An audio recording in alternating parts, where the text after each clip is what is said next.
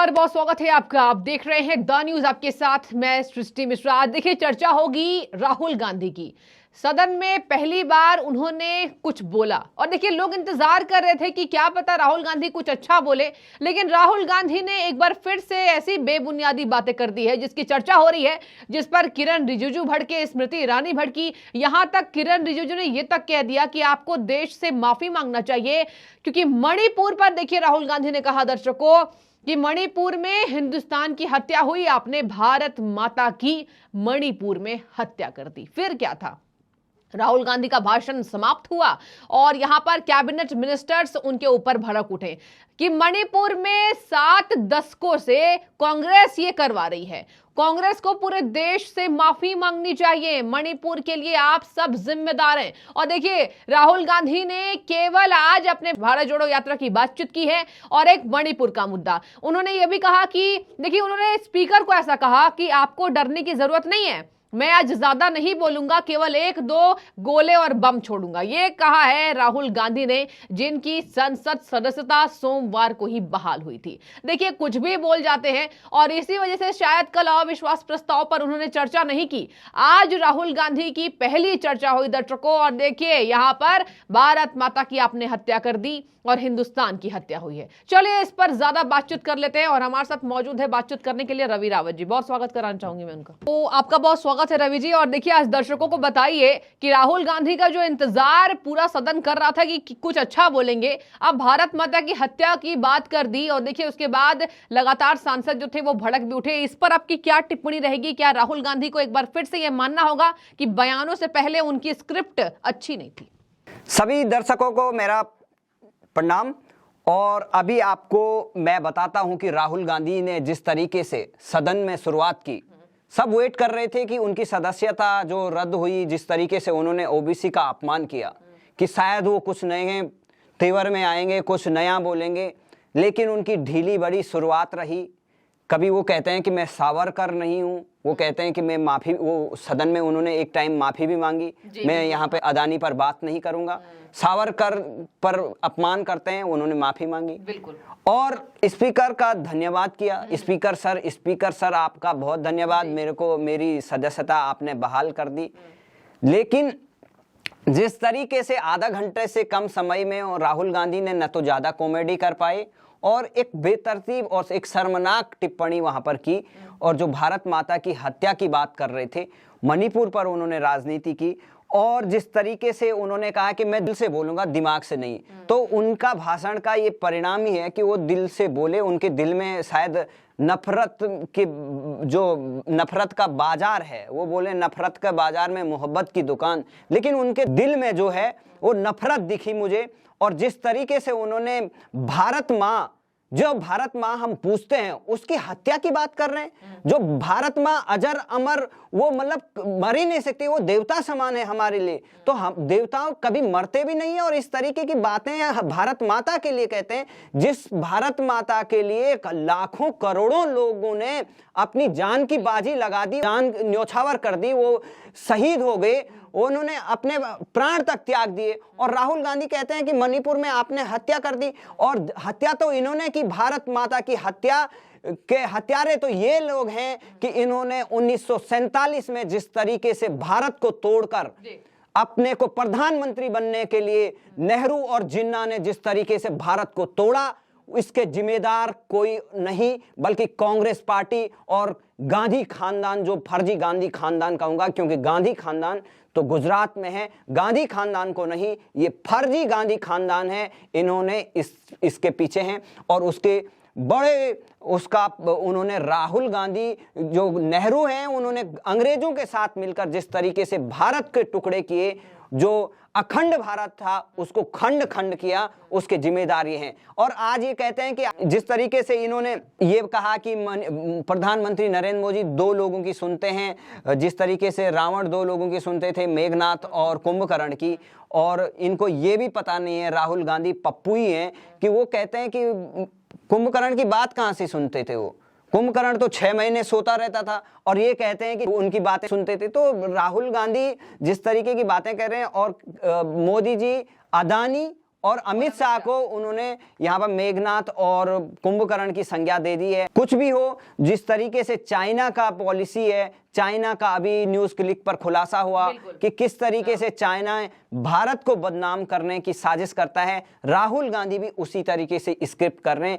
क्योंकि इनका जो समझौता हुआ था सीसीपी चाइना के साथ, इन्होंने जो उनके साथ जो समझौता किया था कि हम आपकी पार्टी का सहयोग करेंगे और वहां पर निरंकुशता है, कम्युनिस्ट पार्टी माओवादियों का शासन है, तो कम्युनिस्ट पार्टी चाइना को जिस तरीके से कांग्रेस पार्टी सपोर्ट कर रही है, उनकी विचारधारा को सपोर्ट कर रही है, और भारत में जिस तरीके से मोदी सरकार और भारत के खिलाफ जिस तरीके से काम किया जा रहा है, उसी का परिणाम है कि इन्होंने अदानी के खिलाफ बात की। अदानी जो भारत को मजबूती दे रहा है और चीन को टक्कर दे रहा है, उसके खिलाफ इस तरीके की बात आज भी लेके आए। 6 महीने इतने टाइम बाद ये संसद में आए थे, कोई जनता के मुद्दे उठाते, इन्होंने अजीब बातें की कि भाई हम वहां पर मैं जा रहा था, हमने निकाली 10 किलोमीटर में रेस चलता था, भारत जोड़ो यात्रा फिर मैं दोबारा शुरू करूंगा, और मैंने किसान आया और उसने ऐसी बात बोली, उसके आंखों में शर्म थी, मेरे आंखों में भी शर्म आ गई,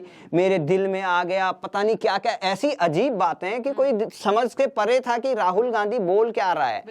तो जिस तरीके से ये बात उन्होंने रखी, कोई जनता के माइंड में नहीं आई, ना तो उन्होंने ज्यादा कॉमेडी की, और सबसे ज्यादा उन्होंने शर्मनाक बात हिंदुस्तान के लिए कही कि उन्होंने कहा कि मेरी भारत माता के हत्यारे हो, तुम देश के रक्षक नहीं बल्कि तुम देश के गद्दार की तरह उन्होंने बोला। ठीक है, देखिए यहाँ पर देश की गद्दारी की बात भी हो रही है। स्मृति ईरानी ने यही बातें कही है।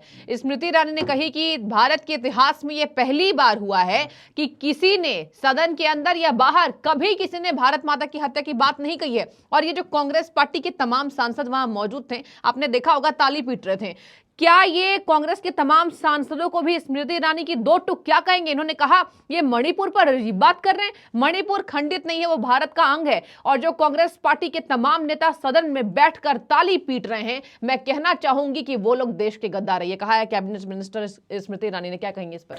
देखो, स्मृति ईरानी जी ने काफी सही कहा है कि जो कांग्रेस पार्टी के चमचे हैं, जिस तरीके के उनके सांसद फिजूल बातें, शर्मनाक बातों पर ताली पीट रहे थे और कह रहे थे कि हमारे नेता अच्छे कह रहे हैं, तो जिस तरीके से गांधी परिवार कुछ भी कहे उस पे कोई कांग्रेसी प्रश्न चिन्ह नहीं उठा सकता है। अगर वो प्रश्न चिन्ह उठाता है, उनके खिलाफ बगावत करता है, तो उसको पार्टी से बाहर का रास्ता दिखाई दिया जाता है।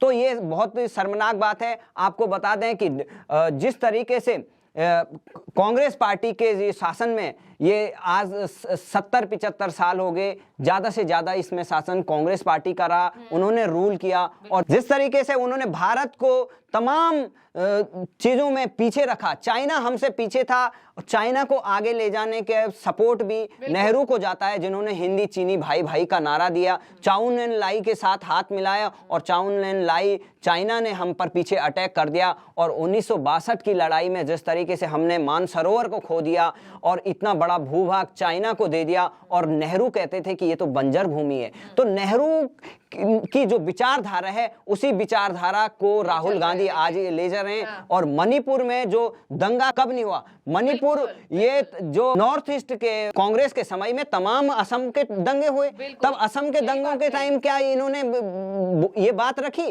तब राहुल गांधी जब मुंबई में अटैक होता है तो इनको पार्टी के मूड में रहते हैं ये, और जब ये अपोजिशन में आते हैं तो तब ये जॉर्ज सोरोस और तमाम विदेशी ताकतों के साथ हाथ मिलाते हैं, और यूरोप से और अमेरिका से ये मांग करते हैं कि हमें लोकतंत्र स्थापित करने के लिए बात यहाँ पर करें। और वहां पर आप देख रहे हैं कि इनकी कर्नाटक में सरकार आई, एक बीजेपी नेता ने इनके चीफ मिनिस्टर के खिलाफ पोस्ट किया, उसको अरेस्ट कर दिया। क्या ये लोकतंत्र है? आपने राजस्थान की देखा होगा, ये न्यूज 18 इंडिया के एंकर हैं अमन चोपड़ा, उनको अरेस्ट करने उनके घर पे पहुंच गई थी। तो जिस तरीके से इनका निरंकुशता है, आपने बाबा रामदेव को देखा होगा 2014 के 13 के आसपास जब आंदोलन हुआ था, उनको रातों रात लाठी के और उनपे इस तरीके से दमनपूर्व कार्रवाई की गई, उसमें एक मासूम महिला की हत्या हो गई और उस पर कोई जवाब नहीं देते हैं।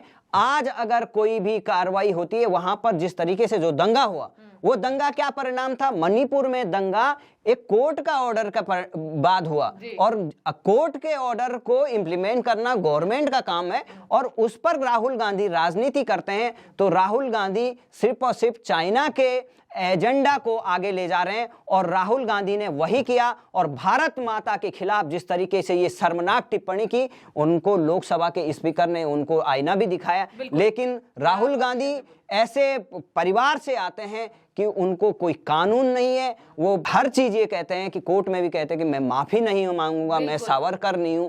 तो जो इतने, उनको कानून का कोई भय नहीं है, क्योंकि उनको पता है कि मैं कुछ भी करूं, भारत के खिलाफ बात करूंगा, तब भी मेरे साथ यहाँ पर बहुत सारे जयचंद हैं, वो उनका साथ देंगे। और ये जो बात रखी है, ये भारत की जनता इसको बहुत गुस्से में लेंगी। और लोकसभा चुनाव से पहले राहुल गांधी को ये बहुत बड़ा मौका था कि ये अच्छे अवसर को वो सही तरीके से वो, और ये जो जिस तरीके से फ्लॉप शो मैं कहूंगा राहुल गांधी का, बहुत फ्लॉप शो। चलो वो कॉमेडी करते तो थोड़ा मजा आता है कि लोग बोलते बहुत अच्छे दिल के, लेकिन जिस तरीके की बातें आज वो उनकी देखी, ऐसा लग रहा था कि वो दिल से भी नहीं, दिमाग से भी नहीं, पता नहीं कहाँ से बातें कर रहे थे। और जिस तरीके से वो बातें रख रहे थे, बहुत ही बचकानी और बहुत ही बेमतलब की, उनका कोई तर्क नहीं था, कोई साइंटिफिक रीजन नहीं था।